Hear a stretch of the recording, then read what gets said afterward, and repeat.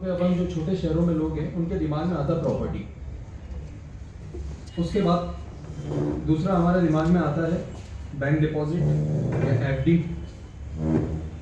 तीसरा हम जो इन्वेस्ट करते हैं, कई लोग इंश्योरेंस में डालते हैं, काफ़ी लंबे लंबे समय तक के 20-20 साल 25-25 साल तक के इंश्योरेंस में इन्वेस्ट करते हैं, जिसका उनको एक रिटर्न मिलता है।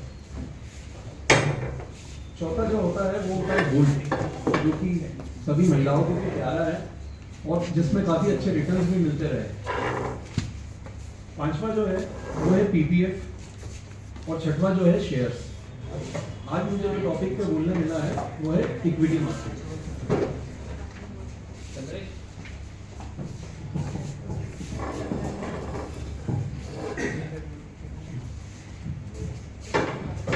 नेक्स्ट,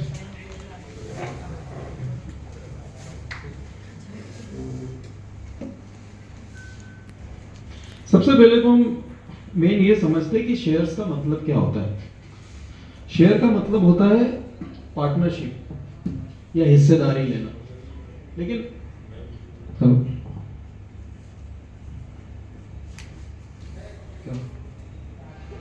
शेयर्स का मतलब होता है कि किसी भी चीज में पार्टनरशिप। उसका मैं एक एग्जांपल देना चाहूंगा आपको कि सपोज आपके पास 5 लाख रुपए है और आप सोचते हो कि 5 लाख रुपए से आपको कोई बिजनेस स्टार्ट करना है, तो आपके दिमाग में आता कि कुछ अपना अच्छा रेस्टोरेंट डालेंगे। इसके लिए आप मार्केट में जाते हो, मार्केट में जाकर आप सर्वे करते हो तो आपको समझ आता है कि ये काम 5 लाख रुपए से नहीं होगा, इसमें शायद थोड़ा पैसा और लगेगा, जो दुकान किराए के लेंगे और जो बाकी के इक्विपमेंट्स लगेंगे। अब आपको बैंक से पैसे लेना नहीं है, तो फिर आप आपके 4-5 दोस्तों के पास जाते हो और आपकी समान विचारधारा वाले दोस्तों को इकट्ठा करते हो, उनको आप अपना बिजनेस प्लान बताते हो। बिजनेस प्लान बताने के बाद में आप उनको एग्री करते हो कि चलो आप 1-1 लाख रुपए लगाइए और 5 लाख रुपए का जो है वो निवेश आपका रहता है।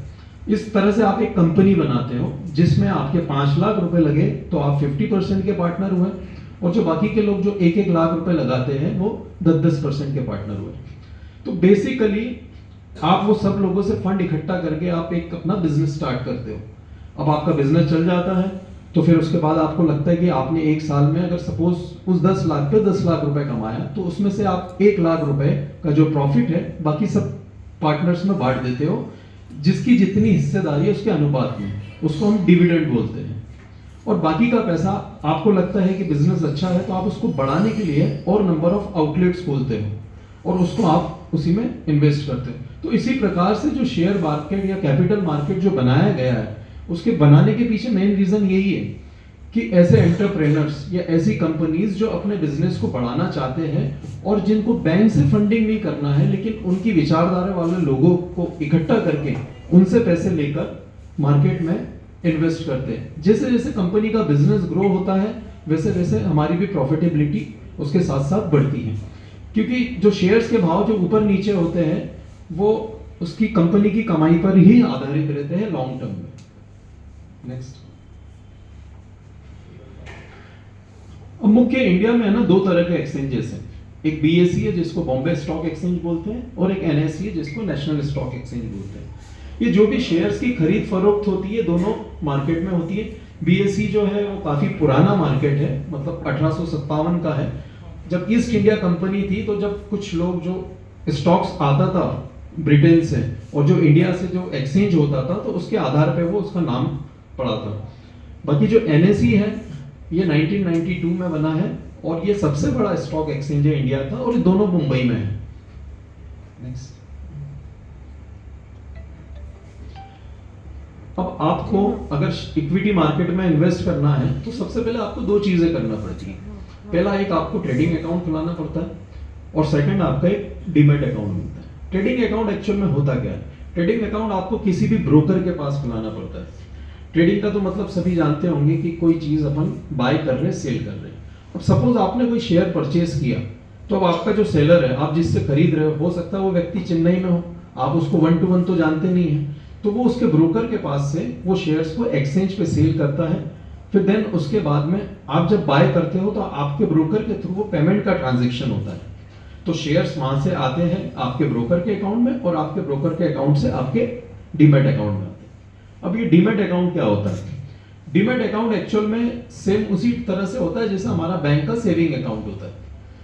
बैंक के सेविंग अकाउंट में हम पैसा रखते हैं और फिर जब हम पैसे का ट्रांजैक्शन उसके थ्रू करते हैं, इसी तरह से शेयर्स रखने के लिए जो शेयर्स जो इलेक्ट्रॉनिक फॉर्म में रहते हैं वो डीमेट अकाउंट में रखे जाते हैं, और जो भी हमारा शेयर्स का बाइंग सेलिंग का ट्रांजैक्शन होता है वो डीमेट अकाउंट के थ्रू ही होता है।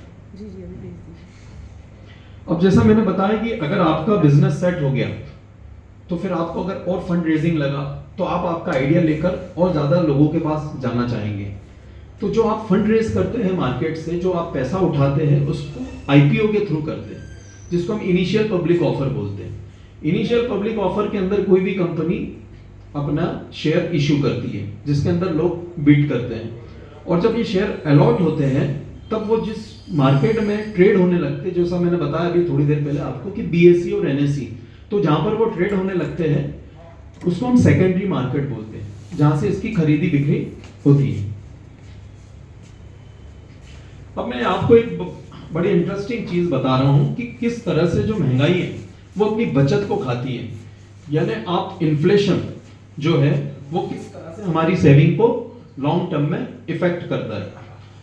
अब मैं सभी से एक बात पूछता हूं कि अगर मान लीजिए आपके पास 1 लाख रुपए रखे और 1 लाख रुपए 1 साल बाद उसका क्या वैल्यू होगा?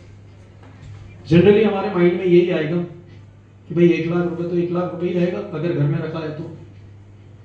सभी लोग यही सोचेंगे, बट ऐसा नहीं है। इसके पीछे का आप लॉजिक समझिए।